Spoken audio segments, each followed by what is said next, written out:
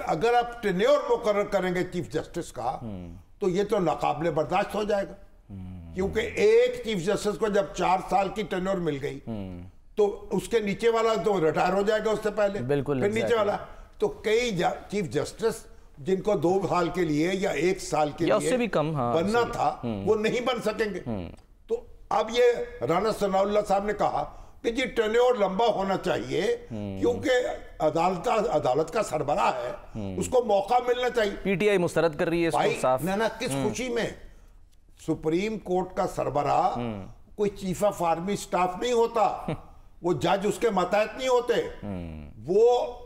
جج chief justice ہوتا ہے، انتظامی سربراہ ہوتا ہے، یہ یعنی فرسٹ امانگسٹ ایکولز ہوتا ہے۔ چیف جسٹس کے پاس بھی عدالتی اختیارات وہی ہیں جو کسی عام جج کے پاس ہیں، اور عدالت اپنے تسلسل جاری رکھتی ہے اپنے فیصلوں سے۔ تو چیف جسٹس کوئی ٹینور جو ہے اس کا تو کوئی تک ہی نہیں ہے، عدالت تو کام کرتی رہتی ہے،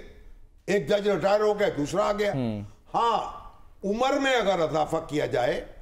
تو اس کا تو سب ججوں کو فائدہ ہوگا اور کسی کے حق تلفی نہیں ہوگی، لیکن یہ تو شاید قبول ہو جائے، لیکن ٹینیور والا معاملہ جو ہے وہ تو پہلے بھی رد ہو چکا ہے اور اب بھی رد ہوگا۔ اور ویسے بھی ایک بات ہے کہ یہ جو حکومت ہے اس کو اتنا پاپڑ بیلنے کی ضرورت کیا ہے؟ آئینی ترامیم کرنا، اس میں یہ کرنا، آئینی ترامیم کنسنسس سے ہونی چاہیے نا، اپوزیشن بھی بیٹھے،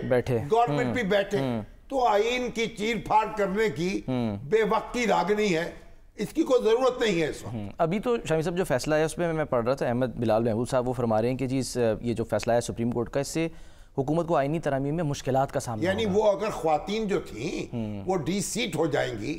اور وہاں پی ٹی آئی کی خواتین آ جائیں گی یا سنی اتحاد کونسل کی آ جائیں گی تو اس کی اسٹرینتھ میں اضافہ ہو جائے گا، تو ان کی 2/3 میجارٹی متاثر ہو جائے گی، تو ہوتی رہے، اس سے کیا فرق پڑتا ہے؟ اس کی